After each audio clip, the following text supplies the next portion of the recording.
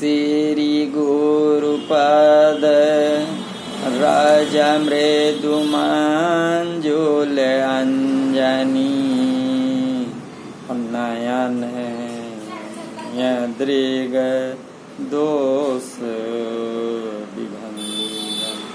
बोले श्री सद्गुरुदेव की जय। आप सभी का को सादर प्रणाम, सप्रेम नमस्कार है। इस 48 एपिसोड में आप सभी का स्वागत है, हार्दिक अभिनंदन। काम पर चर्चा चल रही थी। श्लोक है अध्याय 3 का 43वां 43 श्लोक। आइए देखते हैं क्या है। श्री कृष्ण जी कह रहे हैं, एवं बुद्धे परमं बुद्ध्वा संस्तभ्य आत्मानं आत्मना और जय शत्रुं महाबाहो कामरूपं दुराशदम्। तो इस प्रकार हे महाबाहो अर्जुन, अपने आप को भौतिक इंद्रियों, मन तथा बुद्धि से परे जानकर और मन को सावधान यानी आध्यात्मिक बुद्धि से स्थिर करके आध्यात्मिक शक्ति द्वारा इस काम रूप दुर्जेय शत्रु को जीतो। काम बहुत प्रबल है। काम को दुर्जेय शत्रु कहने का तात्पर्य इससे अधिक सावधान रहने में है, इसे दुर्जेय समझकर निराश होने में नहीं। किसी एक कामना की उत्पत्ति, पूर्ति, आपूर्ति और निवृत्ति होती है, इसलिए मात्र कामनाएं उत्पन्न और नष्ट होने वाली हैं, परंतु स्वयं निरंतर रहता है और कामनाओं के उत्पन्न तथा नष्ट होने को जानता है। अतः कामनाओं से वो सुगमता पूर्वक संबंध विच्छेद कर सकता है, क्योंकि वास्तव में संबंध है ही नहीं। इसलिए साधक को कामनाओं से कभी घबराना नहीं चाहिए। यह साधक का अपने कल्याण का पक्का उद्देश्य है। उद्देश्य या लक्ष्य सदैव अविनाशी चेतन तत्व परमात्मा का ही होता है, नाशवान संसार का नहीं। तो नाशवान की कामनाएं ही होती हैं, उद्देश्य नहीं होता। उद्देश्य वो होता है जिसमें मनुष्य निरंतर चाहता है, चाहे शरीर के टुकड़े टुकड़े ही क्यों ना कर दिए जाएं, तो भी ये उद्देश्य को ही चाहता है। उद्देश्य की सिद्धि अवश्य होती है, पर कामनाओं की सिद्धि नहीं होती, प्रत्युत नाश होता है। तो उद्देश्य सदा एक ही रहता है, पर कामनाएं बदलती रहती हैं। इसलिए जो कामनाओं का नाश कर सके, ऐसे श्री सद्गुरुदेव जी के शरण में जाकर के आत्म कल्याण की भावना से उनकी सेवा शुश्रूषा करके, पसंद करके और आत्म कल्याण हेतु प्रश्न पूछने चाहिए, तो वो काम को सुगमता पूर्वक मार सकता है। कामनाओं के त्याग में अथवा परमात्मा के प्राप्ति में सब स्वतंत्र, अधिकारी, योग्य और समर्थ है, परंतु कामनाओं की पूर्ति में कोई भी स्वतंत्र, अधिकारी, योग्य और समर्थ नहीं है। कारण कि कामना पूरी होने वाली है ही नहीं। परमात्मा ने मानव शरीर अपनी प्राप्ति के लिए ही दिया है। कबहु कर करुणानिधि देहि देत ईश बिन हेतु सनेहि। अतः कामना का त्याग करना कठिन नहीं है। सांसारिक भोग पदार्थों को महत्व देने के कारण ही कामना का त्याग कठिन मालूम होता है। सुख अनुकूलता की कामना को मिटाने के लिए ही ईश्वर समय समय पर दुख यानी प्रतिकूलता भेजते हैं कि सुख की कामना मत करो। कामना करोगे तो दुख पाना ही पड़ेगा। सांसारिक पदार्थों की कामना वाला मनुष्य दुख से कभी बच ही नहीं सकता। तो ये नियम है, क्योंकि संयोग जन्य भोग ही दुख के हेतु है। स्वयं स्वरूप में अनंत बल है।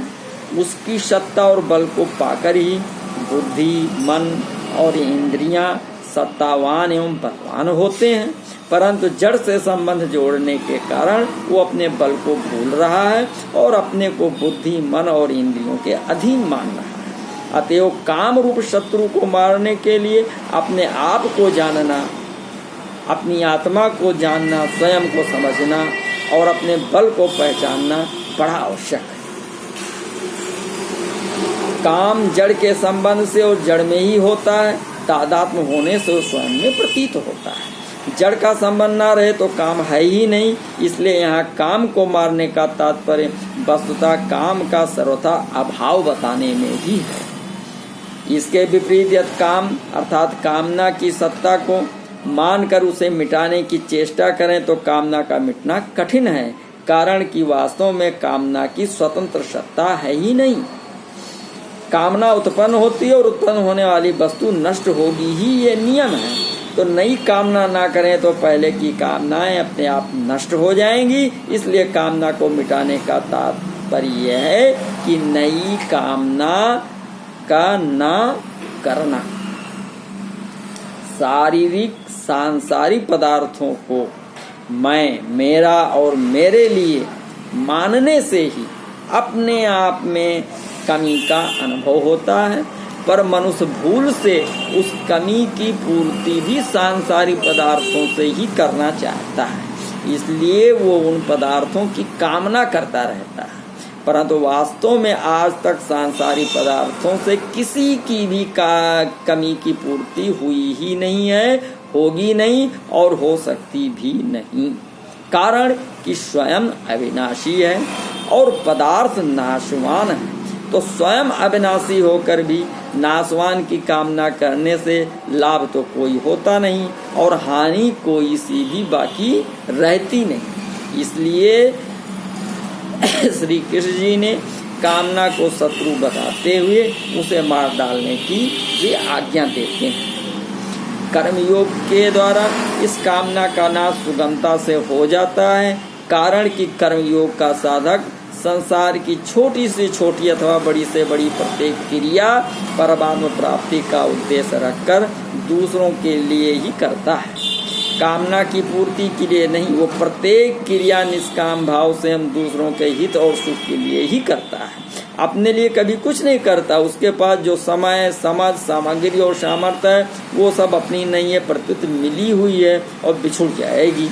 इसलिए वो उसे अपनी कभी न मानकर निस्वार्थ भाव से यानी संसार की ही मानकर संसार की सेवा में ही लगा देता है। उसे पूरी की पूरी संसार की सेवा में लगा देता, अपने पास बचाकर नहीं रखता।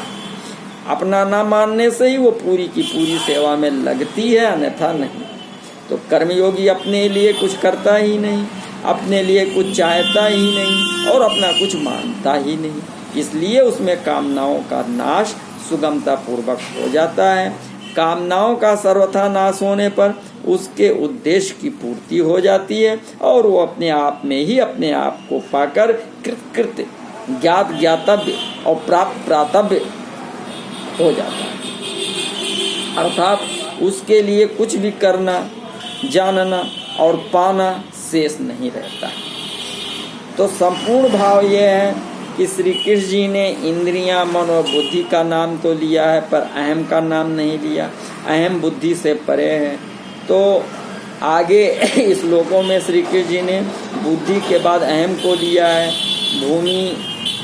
भूमिरापो अनलो वायु एवं मनोबुद्धि एवं अहंकारम इतियम में, तो यहाँ से विशापद में अहम से रहने वाले काम को लेना चाहिए। तो जब तक स्वरूप का साक्षात्कार नहीं होता तब तक अहम में काम करता है। स्वरूप का साक्षात्कार होने पर अहम में काम नहीं रहता। परम दृष्टा निवर्तते, सुख तो है स्वरूप में, पर काम के कारण मनुष्य जड़ता को सत्ता और महत्ता देकर उससे सुख चाहता है। जब तक जड़ता का संबंध है तब तक काम है, जड़ता से सर्वथा संबंध विच्छेद होने पर प्रेम होता है। तो काम अपने में है, रसो अपयस से अपने में होने से काम हमारे लिए बाधक होता है। अगर ये अपने में ना हो, दूसरे यानी इंद्रिया मन बुद्धि में हो, तो हमारे को क्या बाधा लगी। तो अपने में काम होने से ही स्वयं सुखी दुखी होता है, कर्ता भोक्ता होता है। वास्तविक दृष्टि से देखा जाए तो काम अपने में माना हुआ है, अपने में है ही नहीं, तभी ये मिटता है। अतः काम अपने में है पर माना हुआ है। अहम में रहने वाली चीज को मनुष्य अपने में मान लेता है, अपने में अहम माना हुआ है, उस अहम में काम रहता है। अतः जब तक अहम है तब तक अहम की जाति का आकर्षण अर्थात काम होता है, और जब अहम नहीं रहता तो स्वयं की जाति का आकर्षण अर्थात प्रेम होता है। तो काम में संसार की तरफ और प्रेम में परमात्मा की तरफ आकर्षण होता है। तो संपूर्ण त्रिलोकी के अनंत ब्रह्मांड विषय है। विषय इंद्रियों के एक देश में है, इंद्रियां मन के एक देश में है, मन बुद्धि के एक देश में है, बुद्धि अहम के एक देश में है, और अहम चेतन स्वरूप के एक देश में है। अतः चेतन अत्यंत महान है, जिसके अंतर्गत संपूर्ण त्रिलोकी अनंत ब्रह्मांड विद्यमान है, परंतु अपरा प्रकृति के एक अंश अहम के साथ अपना संबंध छोड़ने के कारण मनुष्य अपने को अत्यंत छोटा एक देशीय देखता है। तो इस प्रकार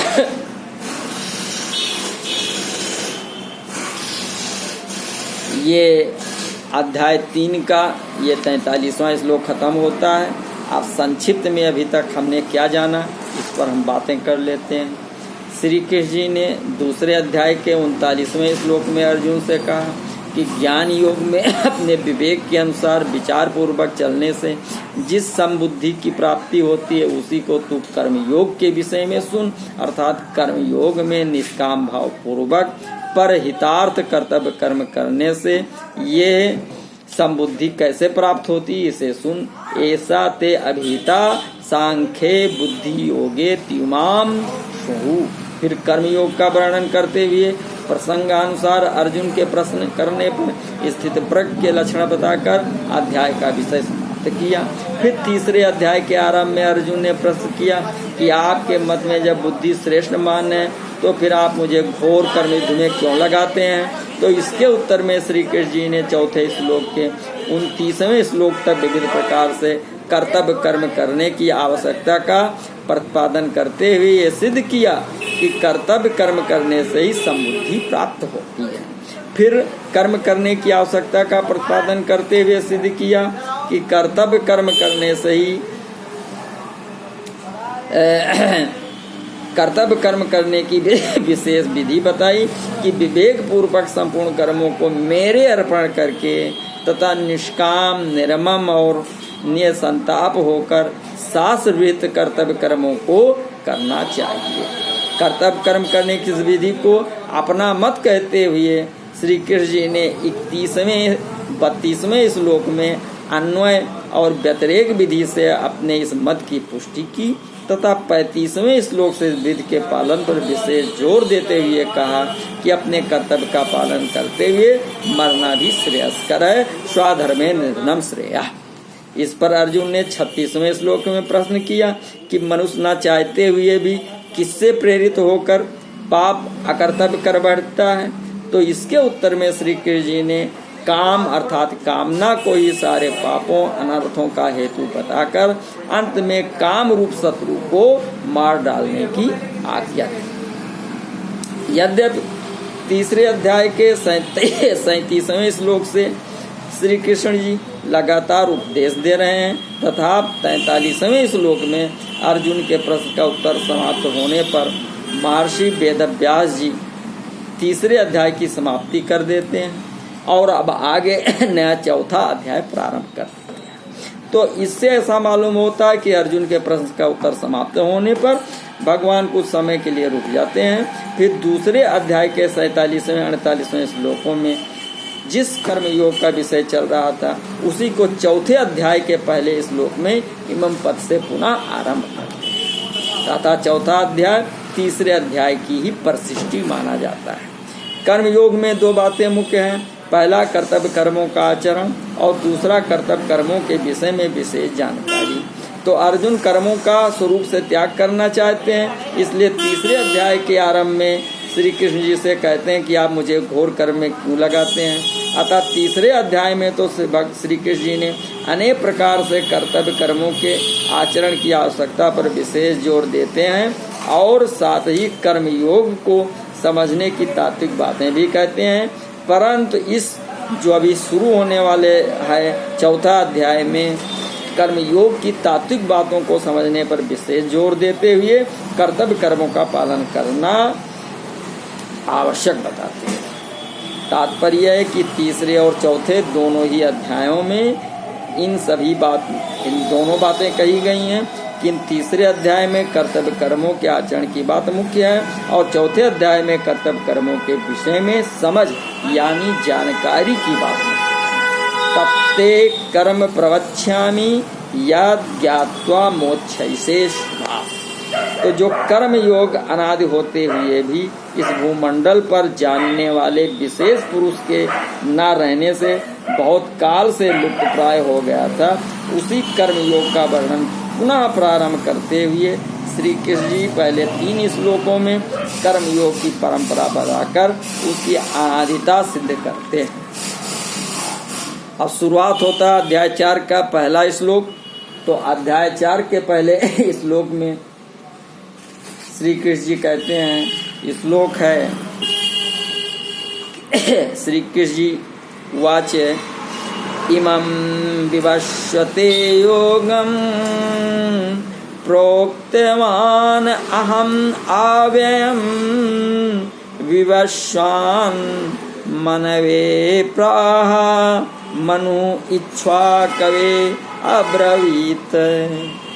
अर्थात श्री कृष्ण जी ने कहा कि मैंने इस अमर योग विद्या का उपदेश सूर्यदेव विवस्वान को दिया और विवस्वान ने मनुष्यों के पिता मनु को उपदेश दिया और मनु ने इसका उपदेश इक्ष्वाकु को दिया।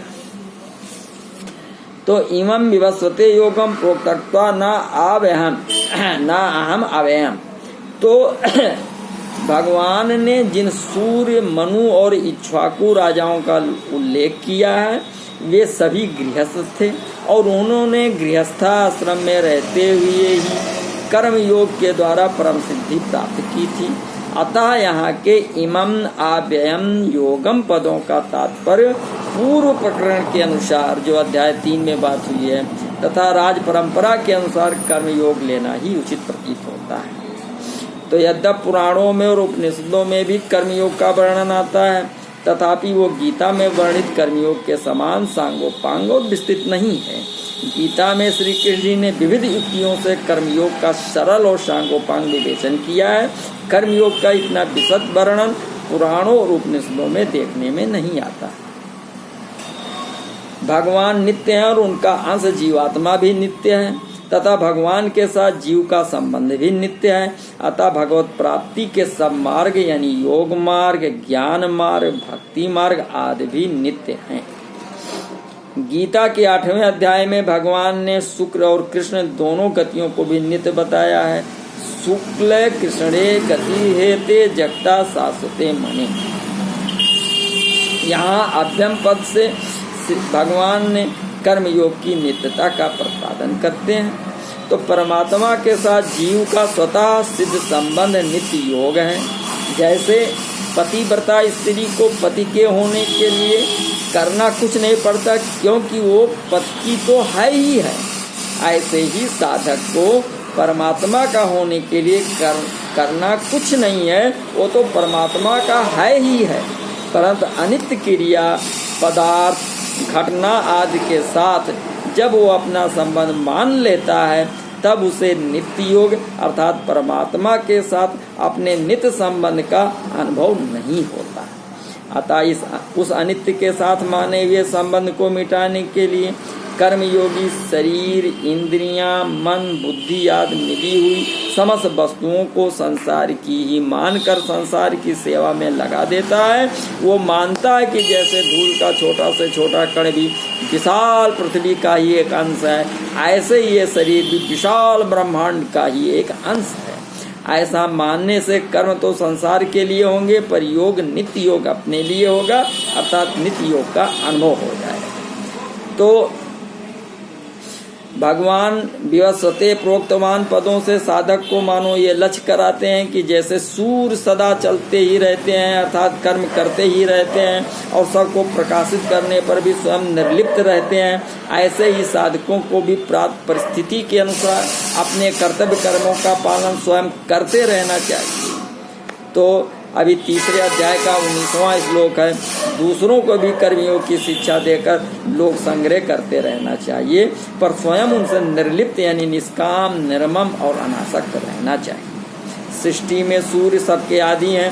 सृष्टि की रचना के समय भी सूर्य जैसे पूर्व कल्प में थे वैसे ही प्रकट हुए।